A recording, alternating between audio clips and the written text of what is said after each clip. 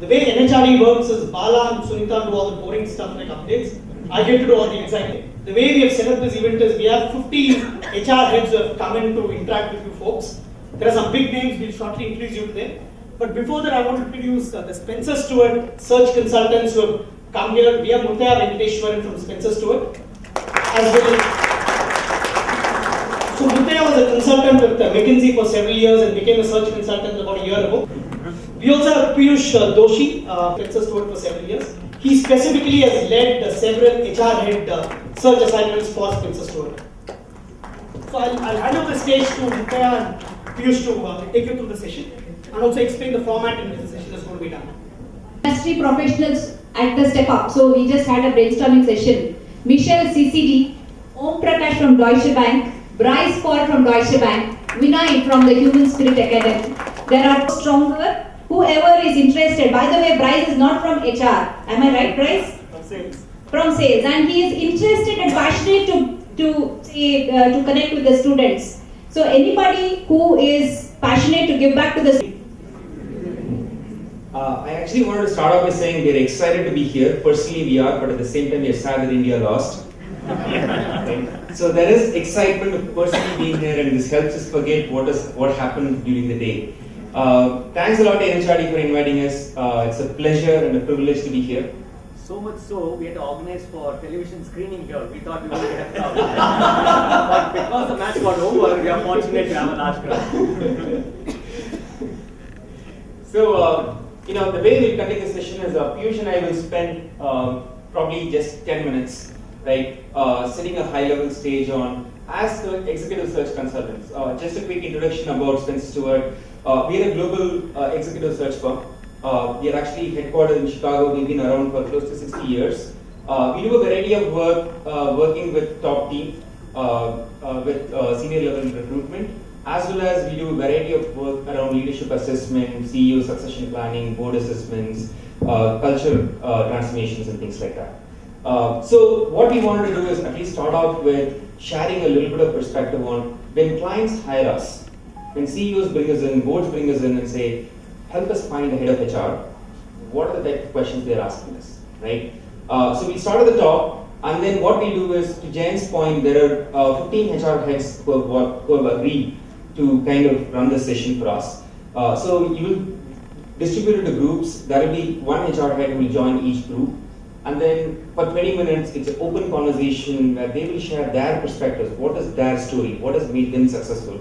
As well as answer any questions that each of you have to ask them about how the journey has played out and what are some tips and tricks and things like that. And then after 20 minutes, they will move out to another table and somebody else will come. So each table will get at least 2 folks to interact with, right? Just that's the format of how we plan to run the day. So coming back, room filled with HR folks. How many of you are excited to be in HR? I have to be honest, it's a very underwhelming response.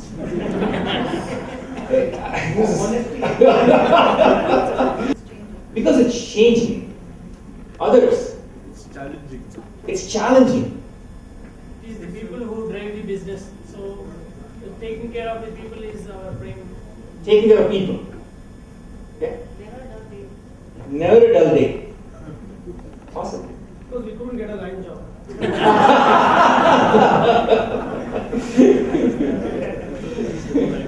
Fascinating.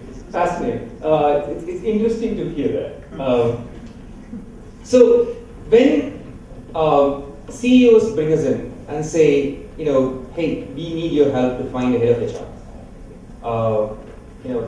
what are they typically looking for? On and on about various things that our clients look for when they are looking to hire senior leaders in the HR profession. But I would start off by saying that each search, each requirement is different. That said, yes, there are a few things which always come up. But also, let me start with a small anecdote, which will also help you understand how things could be same, but there are nuances. So, whenever we go out for a head of HR search, you would understand, right? We start by saying, okay, what are the things you you need. And this is not just true for HR actually. When you do any kind of search, you could put down your criteria in kind of 3 broad buckets, and you can have more classification, but we use 3 broad ones.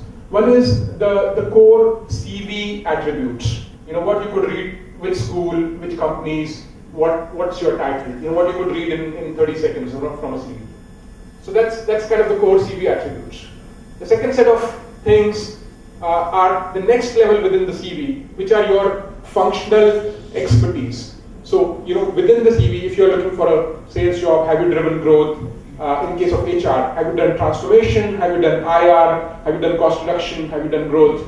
So that's the next set of attributes, which could be different in different set of situations. And third are personal attributes. You broadly get through interviews and referencing. Leadership qualities, chemistry with people, ethics, integrity, those kind of things. Now, one thing which always comes up beyond, you know, every company when they're looking for a HR head, they want more of it. I want as senior a person as possible, as accomplished, good leader, all of those things. But one thing in terms of attributes, they mention first thing, almost always one of the first 2 things is we want a strong business partner, right? And I think you have all heard that, and I think when we talk to HR heads, potential HR heads, they also start off by describing themselves as very strong business partner, right? Now, we would all violently agree to this, yes, this is important, and we all do this. Now, this is where the paradox comes in. And this kind of struck me in the course of a search, after having done a few HR head searches, which is that we presented a couple of candidates to the client, and these were, you know, in a conventional sense, very good candidates who had done everything that the client was looking for in their careers. They had the right kind of schools in the company, experiences, seniority, etc. And then the client said, you know, I was very disappointed in the interview, it didn't work. So I said, what happened? You know, why did it not work? He said, you know, just one interview question, which kind of tripped the candidates, which was the client would ask, what is your job as HR head? And to that question, several candidates, their first answer was, and then they elaborated on it, was to keep people happy, right? And which by itself is an important thing, but you know, from the client perspective, saying we are looking for a business partner. So the first thing, the gut response should be to understand and completely align with the business, whatever the condition. And here was the dichotomy, right? That people, even including candidates, and I've gotten into tough arguments, were saying that look, if business doesn't do well, then you don't do well either. No employee does well. And that's where the dichotomy comes in, that HR heads viewing their job as taking position in favor of employees against set of you know, unknown enemies, not even enemies, adversaries, but you know, it's that job to protect people and so on. And this is where you know, the core understanding starts. To get to the top jobs, I think that's when we go back and reflect it. The people who were liked by most clients were the ones who could most strongly align with the business in the truest sense of the word. So I think that's where one point comes in. And I'll just add one more point here, which is very much related, which is that again in a similar such situation, very tough client, we talked about a candidate and we said, you know, we have done 5 references and all are very positive. He said, that's not good. If the person is a good HR head, he or she should have annoyed a couple of people. So I would pause here. I think we can go on and on. What we would want to do is use the opportunity to have these discussions in smaller groups. We will come back and you know, we will encourage you to share what you learned in the groups, and then we will from our side also share some more tactical things that you could do, which is topical for today, which is how do you progress in your career as HR leaders. So one thing I would add before we move to the groups, actually a couple of things. One is around, so Piyush and I were having this conversation about, you know, if you got to describe what a CEO is looking for, it typically ends up being this standard answer of it depends. right? But the fact of the matter is, if you go beyond that and say, if we were to force ourselves to find a common denominator across this, what is it? At the end of the day, as a head of HR, you are essentially part of the senior management team. You have a seat at the table. That essentially means you are the same as a head of sales, you're the same as a head of finance, whatever it is.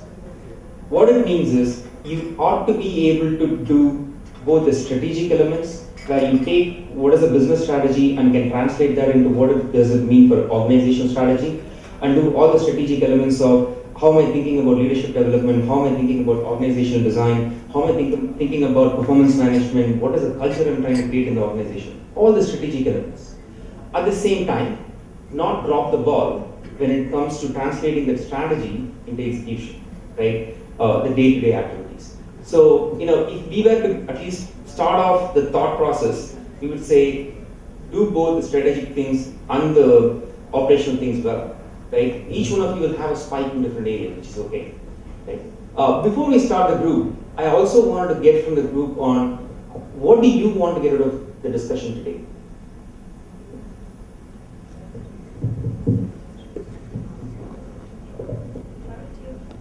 Maybe some clarity on whether you need to be a specialist or a generalist in order to be senior HR. What are the key competencies which we have to focus to get into the top position like that? Okay. Or execute a plan. Got it. How much do you need to know other functions, workings of other areas beyond HR? Okay. Going back some of the points that you were starting to mention. How to balance the human concerns with business concerns? Absolutely. Business concerns can go away. Yeah. Absolutely. Great. But doesn't voice them out very clearly, or just deliberately keeping them in their minds. Those kind of things. How do you get to the real need the CEO has in their mind? Right. What's stated and the unstated. Got it? Assumptions and expectations. And I think right now even the legal compliances, say for example you have a law like COD, how do you adhere to that legal? I worked in that area and some CEOs are saying I would rather not hire women than get into this trouble. And it's scary. Yeah. Where do you draw the line from making it legalistic? And how do you make sure that you're compliant at the same time? Got it. Thank you. So we just wanted to get the thought process going. Now we split into the groups, right? So I just get you to ask the questions. I'm not going to answer the questions. We have the experts who will answer the questions, right? So we will get started with the group discussion. So an IPL style auction, give all of you guys points and I'm going to bid for it. Some of the HR leaders told us that no, we can't do that, so we said we do it randomly. They don't get paid, yeah. So we're going to, I'm going to introduce each of the HR heads and assign them to one of the groups. The first person I want to introduce is Anand Bhaskar of Sapient. He is the head of HR of Sapient. Can you please come to the group? So he's the head of HR. Can you please come to the group? What's the number? That's the number, 2 the third person I want to introduce is Monarch Limai, who is the head of HR for Software AG. Group 4, Madhavi Srinivas, who is the head of HR of Sonata Software. Group 5, Vijay Raghavan, who is the head of HR of Stemputics Manipal Group.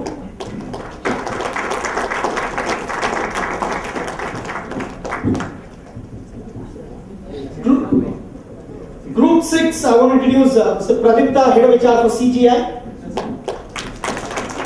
Group 6 is that. Group 7, I want to introduce Shubhayu Sengupta, head of HR for EY Global Share Services.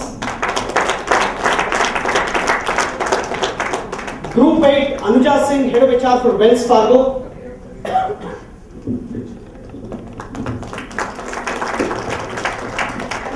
Group 9, Anand Rao, head of HR for PricewaterhouseCoopers.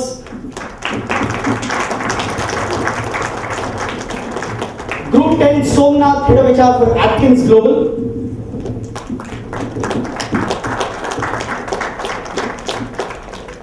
Group 11, Ashok, head of HR for Max Hypermarket or Spar Supermarket.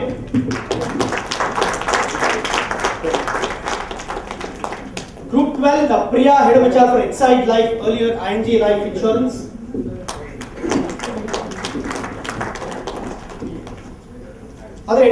Is there another group requirement or just 12 groups? Everybody is split into one of those groups. Last two rows, can you please form into two clusters? The last two rows. Also by Leader assigned to your group, and after the 20 minutes, the HR leader will move to another group. So each of you will get a chance to interact at least with two specific HR heads over the next 30 to 40 minutes. Any questions? Please.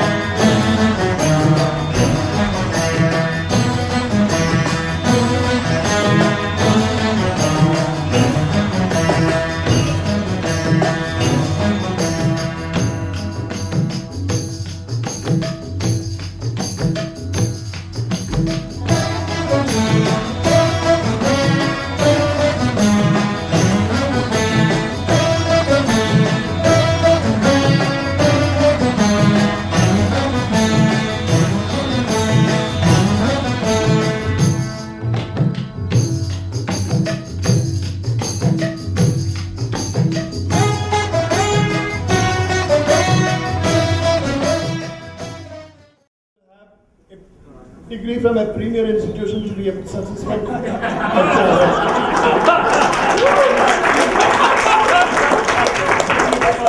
takeaways would be understanding of business is very much essential to land up in the role of head HR. One is a good blend of understanding about business and also about HR. So that's one takeaway from this entire interaction. The other takeaway that we just got is you don't need to be very well qualified and all that. Firstly, you need to be very good human being to be an HR person. So I think that's a great qualification to have. And the other three attributes that's required is being an influencer, being empathetic, and last but not the least, being discreet. So these three attributes actually are the ingredients or the DNA for a great HR guy. With I think hundreds and thousands of employees in your organization, how digitally you can connect, influence people, that's the key going forward.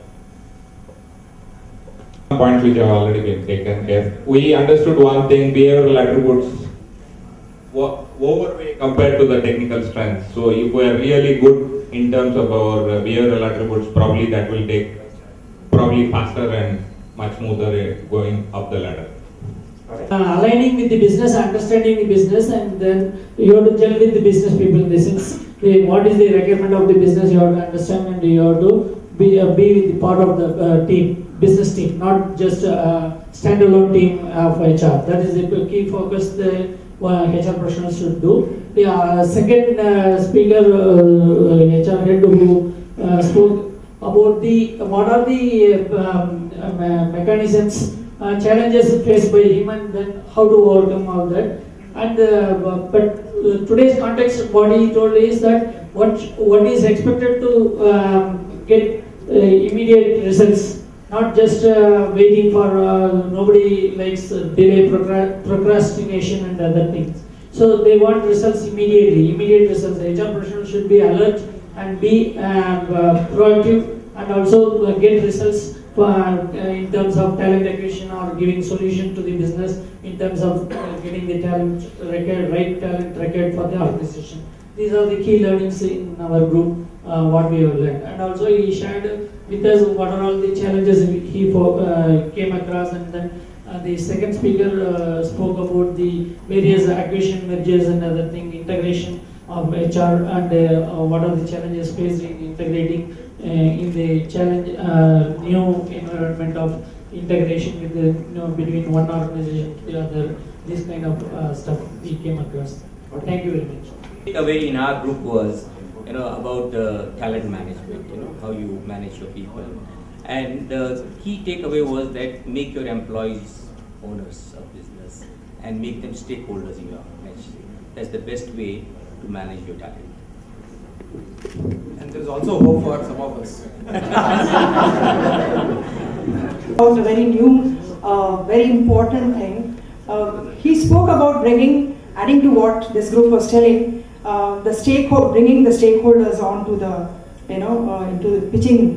So he talked about bringing the entrepreneurial spirit amongst being a HR himself, HR head. He has brought, he is developing business and he has brought it down to the grassroots levels. So that was a very awesome learning for us. And apart from that, we learned a lot, I think a lot of learnings, and how coaching also could become one of the key elements to bring in transformation.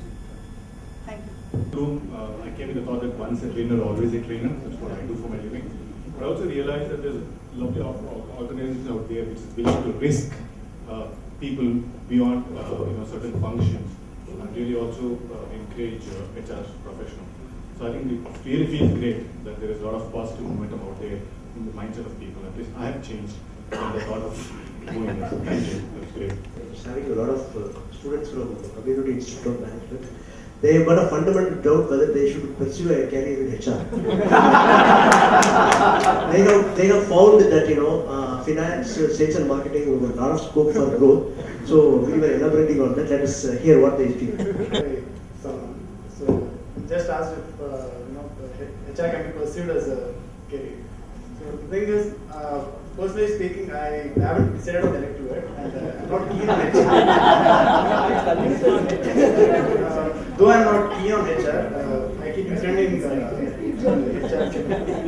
because if that HR is something to do with one of the mysterious things the human mind.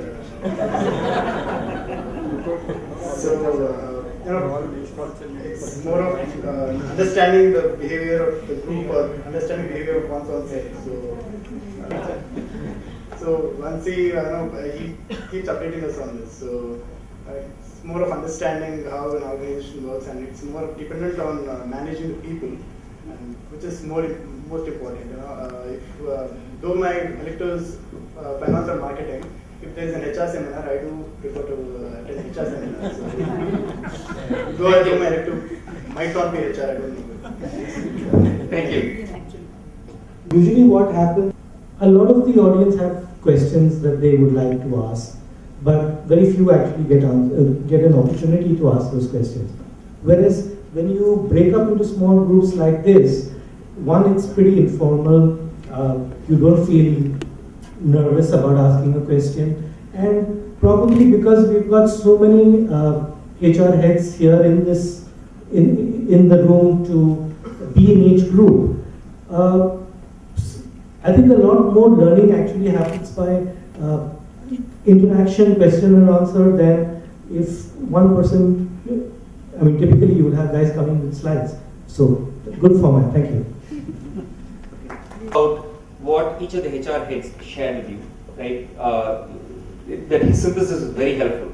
Would like to understand, personally speaking, for each one of you as participants, before you walked into this room to now, what is the one key takeaway or new learning that you are taking away? Either you're going to implement it or it's something that new, personally, that you have learned.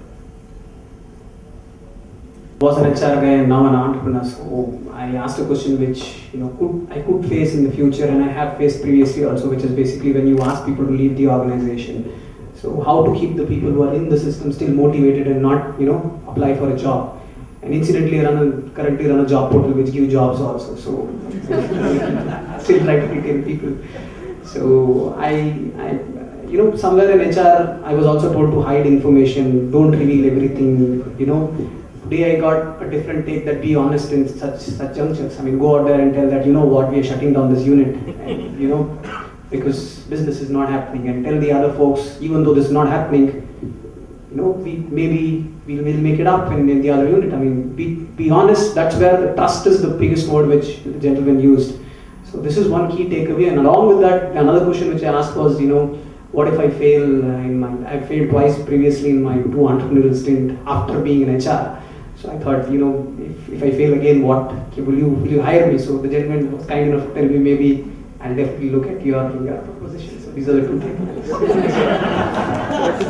In digital and e-commerce, failed entrepreneurs are hot commodity.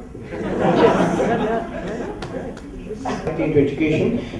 Before I come here, I was under an impression out of all the education institutions that HRs, the corporates, consider only those government certified bodies only. They'll recruit all these kind of stuff. And I got to know from sir that HRs look out for those who are having enough knowledge, caliber, not just qualification is not just the matter and all. Literally, that gave me a lot of confidence to take over my organization to the next level. And thank you so much for providing this opportunity for me to interact. And thanks a lot, NHRD. Thank you so much. This is very useful what Vijay said. It's a very powerful thing for recruiters, actually hunting for head HR. Be discreet. To the level of discretion is also, don't tell your wife at home or spouse at home what you do as a head HR. That's a big thing. I think thanks Vijay for sharing. I think all of you agree, because there's something that you can't share at home. That's how discreet a head HR is. Don't get your life partners to influence you, or don't even share that. That's the biggest thing I've learned. Thank you so much. Everybody, I'm Soumya.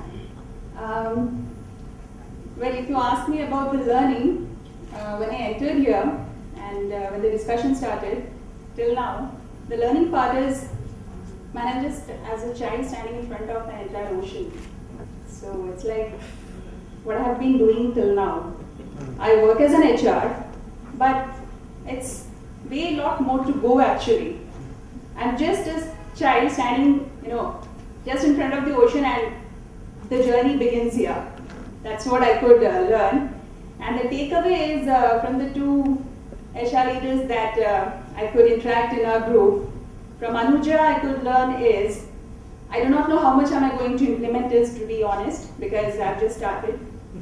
The learning is, be a business in HR and maybe the minutest of things, starting from you created 1,000 compensation letters for your employees and then your boss comes and says, sorry, the stapling is not correct, can you please change the entire process? And how much irritated you are, whatever it is, you need to do the entire process again because that is what is right. So however it takes, what matters is you do it right at the end of the day. So that's one learning which I'll definitely keep in mind. From Anand, what I could learn is be your own value system. The thing is, people may say anything. Till now what I was doing is, okay, I have a certain parameter to go ahead and measure a person. Beyond that, it's the senior management who will be taking the decision, even if my decision may not be agreeable to them.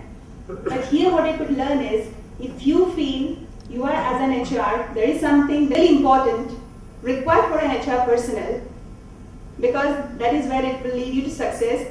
You may be demotivated, people may say different things, but stick to what is right and it will take you way ahead.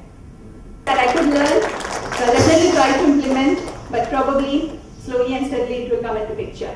So it was a really good session with everyone amongst you and with so many top-notch people sitting over here with freshers as well. It's a great experience. A bit nervous though, but yes, it was a pleasure being amongst all of you. Thank you so much.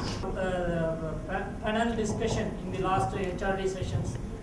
So I was attending diligently all the months program, but some months I got bored because all panel discussion they will bring out their own perspective and they will speak about their own organization, all those things. So like that. But depending upon the topic interest, I used to attend. But today's session is ultimately very innovative. So HR professionals should be innovative. That gives the message in today's session because it is altogether bringing different perspective from a group perspective also brought into the session, which is totally different from all these months what we had panel discussion. So innovation is the key message which I take, that HR professionals should be very innovative, and today's program is very innovative because different perspective from different organizations, different speakers. So my question was, have you supplied to any particular manufacturer in these sheets? The idea of how do you get to the top leadership position in HR? Some are at different places. Some people are in Bangalore, some are in Chennai, some are in Kolkata, and some are in. How do these people get to Delhi? Now, clearly the answer is different for every individual. But let me share 3 or 4 things which emerged as common themes at these questions, on which some generic principles can be applied. So couple of questions which were quite common were, how do you make the choice around one, industry domain, and second, functional expertise as you go through your career. So a very simple short answer on that, again it could vary depending on situation, but on industry domain, what we have seen is that variety is not bad. In general, for leadership, recruiting, people do get classified into one of the broadly 2 buckets. One, either you are more of a services person or you are more of a manufacturing person. So then you could be industrial and consumer with a bit of an IR experience somewhere. As a thumb rule, it's easy to go from the industrial, manufacturing, consumer to services. And there is a reason also because services like IT and some of the new age technologies have emerged later. So they did not have a ready talent pool to hire from. So they by default hired from manufacturing sectors, and therefore that talent movement has happened more readily. On the manufacturing side, there is still less readiness to accept somebody who has never done IR, even though it may not be relevant in the current job. But leaving aside this broad categorization, it is actually useful to work in more than one sector, because if you have worked in too narrow a sector across your career of 15, 17 years, then you do get slotted. On the other hand, if you have worked in 2 or 3 different things, it's broadly a positive. So that's on the industry choice. On the functional choice, the point is that, if you let's say start off in talent acquisition, your talent acquisition experience will be very much valued by another company which is looking to hire a talent acquisition expert. But this is where you can make a choice. The choice is whether you cash in that experience which you gain in one company and move to another company for a higher salary or something, or you actually stay put and try and push for some different role in the current company, which is always easier. It will always be more difficult to change company and your functional specialization until you get to a generalist role. So in that sense, just be conscious about that. That use the equity, the credibility you build in your current organization to get as broad an exposure as possible. If you see early signs that you're not going to get broad exposure, you get slotted, then think about a move. But yes, if you do 3 talent acquisition head roles in succession, unless you really enjoy doing that and only want to do it for the rest of your career, it starts to become a bit of a handicap where you start to get branded. And hence, that is one thing to keep in mind. In terms of coming from an executive search perspective, what is it that you should look for when you prepare your CV or when you go and present yourself to clients? When you're writing your CV, ask yourself the question as you read it. Let's say you write your job, head of organization development in company X from this period to this period, and then you say, I was responsible for doing this. And if that reads like what I could have copied from an organization behavior textbook, then it's probably not the right thing to write there. It is pretty much you're writing what is expected from the job. You are copying from the job description. And too many CVs put you to sleep because they are just generic copy-paste of what is a generic description. Write something there, write about specific challenge. Throw in as many numbers as possible. Even if it's one small thing, but it has to be something measurable. That's one thing which is often missing. So take a hard look at the CV and just ask V broadly as you specifically, what did you contribute to that challenge, and then specifically outcome, how did the needle move. Clearly, if you can't across your career think about 2 or 3 of such very specific quantifiable examples, then clearly there is something missing in your career.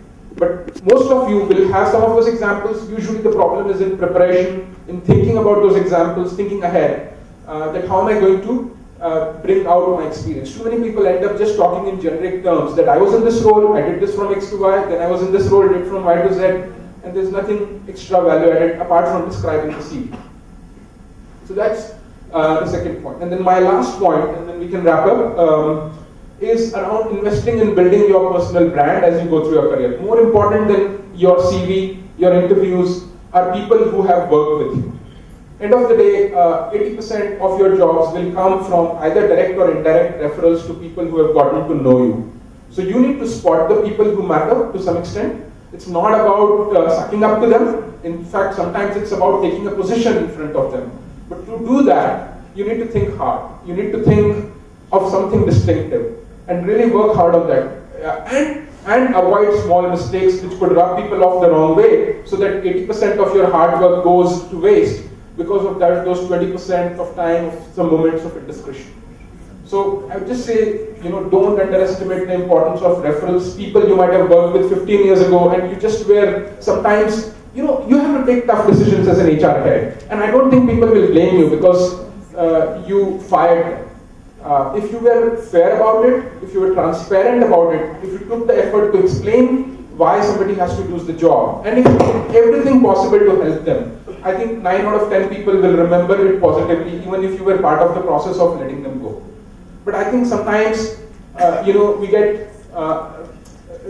get too drunk on our power, and we forget people's emotion, and we kind of say things which we shouldn't. And sometimes those come back to bite in the references and so on. So just being about careful, and that's where being compassionate and so on is very helpful. So just I would again emphasize the importance of references, not underestimating anybody who you work with, how that person could be critical in your next role.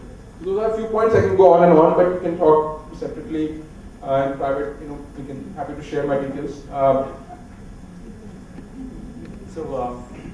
Thank you all for the time. As a next step, request each one of the HR panel heads to please come forward.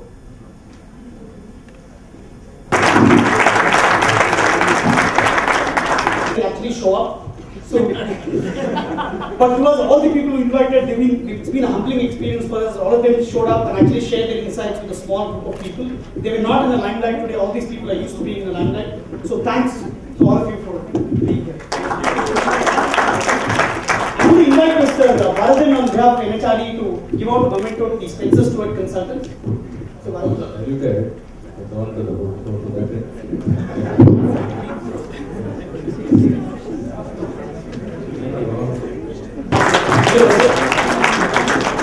Can you also invite the Sripati representative from Ramco to give out a memento to some parts?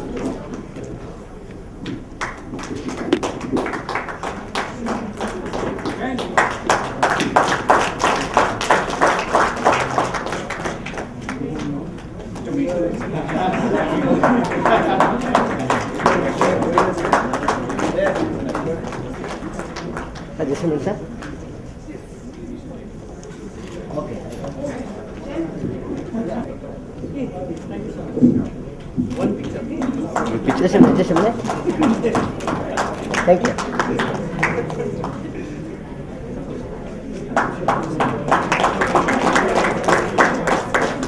Can you also invite a lot of participants, Ashu Kalapa, one of the longest supporters of Nhrd, come on stage. Just a minute, sir.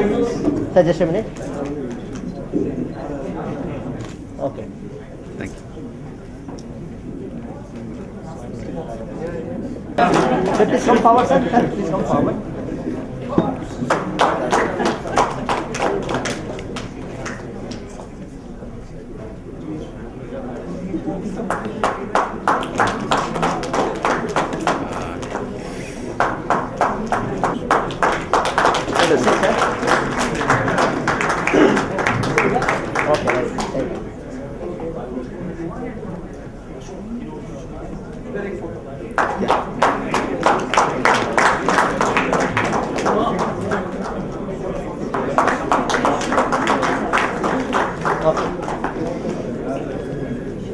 I hope all the panelists have received their memento. Thanks a lot to everyone for coming to the scene. We're looking forward to seeing you for